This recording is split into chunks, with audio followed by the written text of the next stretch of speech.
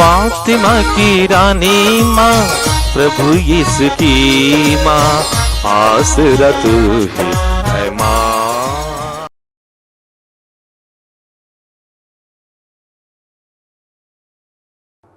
पहला पाठ प्रज्ञा ग्रंथ अध्याय 18 पद संख्याएं 6 से 19 तक।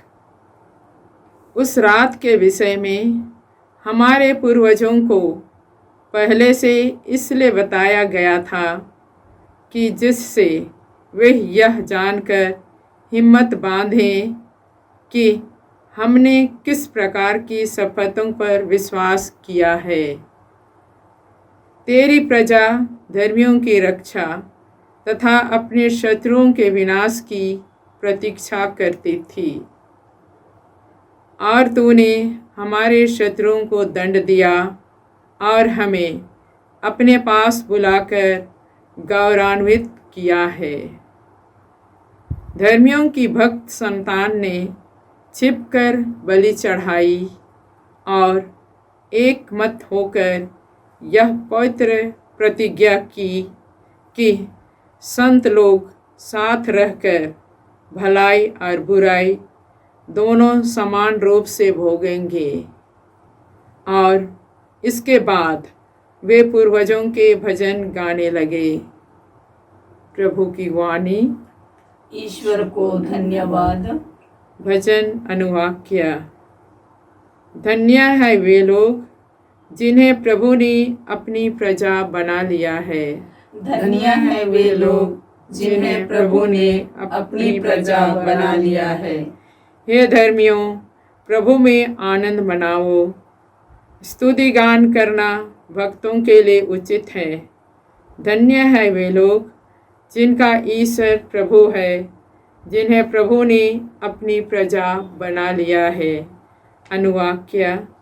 धन्य है वे लोग जिन्हें प्रभु ने अपनी प्रजा बना लिया है। धन्य है वे लोग जिन्हें प्रभु ने अपनी प्रजा बना लिया है। प्रभु की कृपा दृष्टि अपने भक्तों पर बनी रहती है, उन पर जो उसके प्रेम से यह आशा करते हैं कि वह उन्हें मृत्यु से बचाएगा और अकाल के समय उनका पोषण करेगा। अनुवाक्य। धन्य है वे लोग जिन्हें प्रभु ने अपनी प्रजा बना लिया है। धन्य है वे लोग जिन्हें प्रभु ने अपनी प्रजा बना लिया है। हम प्रभु की राह देखते रहते हैं, वही हमारा उद्धारक और रक्षक है। हे प्रभु, तेरा प्रेम हम पर बना रहे, तुझ पर ही हमारा भरोसा है। अनुवाक्य। धन्य है वे लोग जिन्हें प्रभु ने अपनी प्रजा बना लिया है। धन्य है वे लोग जिन्हें प्रभु ने अपनी प्रजा बना लिया है। दूसरा पाठ इब्रानियों के नाम संत पौलुस का पत्र अध्याय 11 पद संख्याएं 1 से 2, 8 से 19 तक। विश्वास उन बातों की स्थिर प्रतीक्षा है जिनकी हम आशा करते हैं, और उन वस्तुओं के अस्तित्व के विषय में दृढ़ धारणा है जिन्हें हम नहीं देखते। विश्वास के कारण हमारे पूर्वज ईश्वर के कृपा पात्र बन गए। इब्राहिम ने विश्वास के कारण ईश्वर का बुलावा स्वीकार किया, और यह ना जानते हुए भी कि मैं कहाँ जा रहा हूँ, उसने उस देश के लिए प्रस्थान किया जिसका वह उत्तराधिकारी बनने वाला था। विश्वास के कारण वह परदेशी की तरह प्रतिज्ञात देश में बस गया, और वहाँ इसहाक तथा याकूब के साथ, जो एक ही प्रतिज्ञा के उत्तराधिकारी थे, तंबुओं में रहने लगा। इब्राहिम ने ऐसा किया क्योंकि वह उस बसे हुए नगर की प्रतीक्षा में था जिसका वास्तुकार तथा निर्माता ईश्वर है। विश्वास के कारण ही सारा उम्र ढल जाने पर भी गर्भवती हो सकी, क्योंकि उसका विचार यह था कि जिसने प्रतिज्ञा की है वह सच्चा है और इसलिए एक मरणासन व्यक्ति से वह संतति उत्पन्न हुई जो आकाश के तारों की तरह असंख्य है और समुद्र तट के बालू की कणों की तरह अगणित। उसने तो उनके लिए एक नगर का निर्माण किया है। जब ईश्वर इब्राहिम की परीक्षा ले रहा था तब विश्वास के कारण उसने इसहाक को अर्पित किया। वह अपने एकलौते पुत्र को बलि चढ़ाने तैयार हो गया था, यद्यपि उससे यह प्रतिज्ञा की गई थी कि इसहाक से तेरा वंश चलेगा। इब्राहिम का विचार यह था कि ईश्वर मृतकों को भी जिला सकता है। यह भविष्य के लिए प्रतीक था। प्रभु की वाणी। ईश्वर को धन्यवाद। जय घोष। Alleluia alleluia. प्रभु कहते हैं, मार्ग सत्य और जीवन मैं हूँ, मुझसे होकर गए बिना कोई पिता के पास नहीं आ सकता। अलेलुया। प्रभु आप लोगों के साथ हो और आपकी आत्मा के साथ। संत लूकस के अनुसार प्रभु यीशु ख्रिस्त का पवित्र सुसमाचार। हे प्रभु तेरी महिमा हो।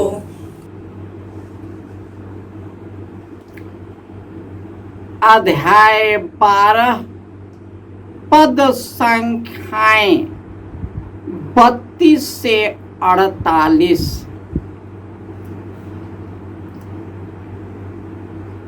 यीशु ने अपने शिष्यों से कहा, तुम्हारी कमर कसी रहे और तुम्हारे दीपक जलते रहे। तुम उन लोगों के सदृश बन जाओ जो अपने स्वामी की राह देखते रहते हैं कि वह बारात से कब लौटेंगे, ताकि जब स्वामी आकर द्वार खटखटाए तो तुरंत ही उसके लिए द्वार खोल दे। धन्य है वे सेवक जिन्हें स्वामी आने पर जागता हुआ पाएगा। मैं तुमसे सच कहता हूँ, वह अपनी कमर कसेगा, इन्हें भोजन के लिए बैठाएगा और एक एक को खाना परोसेगा। और धन्य है वे सेवक जिन्हें स्वामी के दूसरे या तीसरे पहर आने पर इसी प्रकार जागता हुआ पाएगा। यह अच्छी तरह समझ लो, यदि घर के स्वामी को मालूम होता कि चोर किस घड़ी आएगा तो अपने घर में सेंध लगने नहीं देता। तुम भी तैयार रहो, क्योंकि जिस घड़ी तुम उसके आने की नहीं सोचते उसी घड़ी मानव पुत्र आएगा।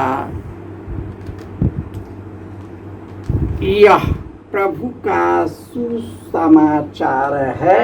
हे क्रिस्त तेरी स्तुति हो। ख्रिस्त में प्यारे भाइयों और बहनों, अंतिम ब्यालू के समय जब यीशु को पता चला किस प्रकार उन्हें थूका जाएगा, लोगों के सामने जलील किया जाएगा, किस प्रकार उन्हें तड़पा तड़पा कर मारा जाएगा, जो लोग हजारों हजारों की संख्या में उनके पीछे चलते हैं, वही उनके लिए क्रूस मांगेगा। उनके शिष्य भी उन्हें छोड़कर चला जाएगा। यीशु ने अपने साथ याकूब, यूहन्ना और पेतरुस को ले गया। यीशु रात भर प्रार्थना में लग गए। जब उन्होंने अपने शिष्यों को पता लगाया वे सो रहे थे, यीशु ने उन लोगों से कहा, जागते रहो और प्रार्थना करते रहो ताकि तुम परीक्षा में न फंस जाओ, क्योंकि यह शरीर तो दुर्बल है परंतु आत्मा तत्पर है। हमें आत्मा में तत्पर रहने की जरूरत है।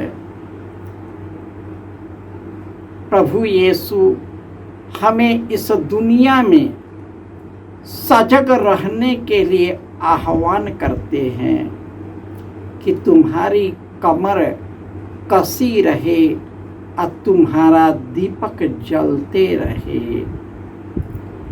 तुम उसके सदृश्य बनो जो अपने स्वामी की राह देखता है, और जब स्वामी आता है तो तुरंत दरवाजा खोल देता है, उसके लिए खाना परोसता है।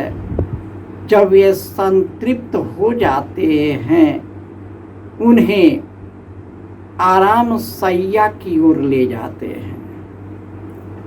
हमें सजग रहने की जरूरत है।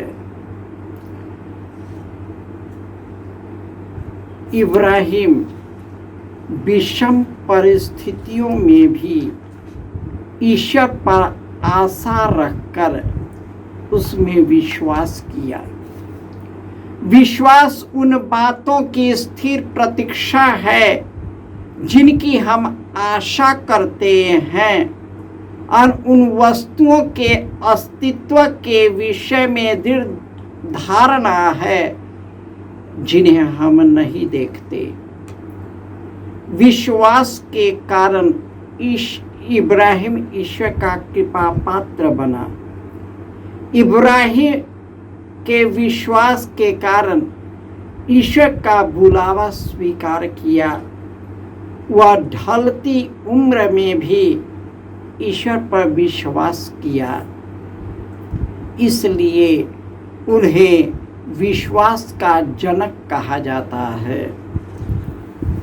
और जो ईश्वर को प्यार करते हैं, और धन्य है वे लोग जिनका ईश्वर प्रभु है, जिन्हें प्रभु ने अपना सेवक बना लिया है, अपनी प्रजा बना लिया है।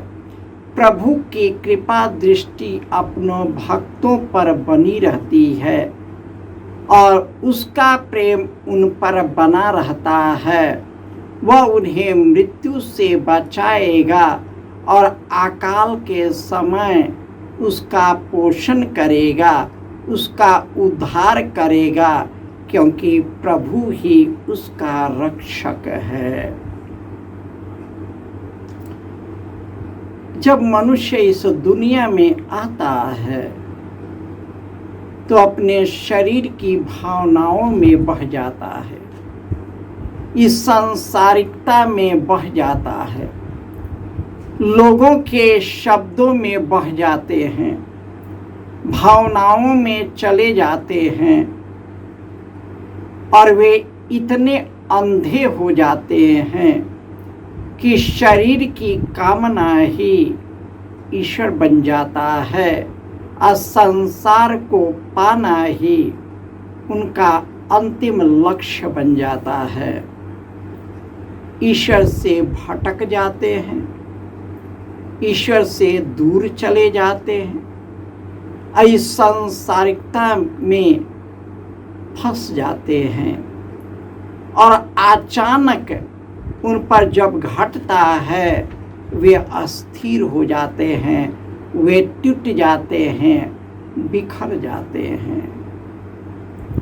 परंतु जो अंत तक धीर बना रहता है और सत्कर्म करता है, ईश्वर के मार्ग पर चलता है और ईश्वर की कृपा में बढ़ता जाता है, उसका दीपक जलता रहता है।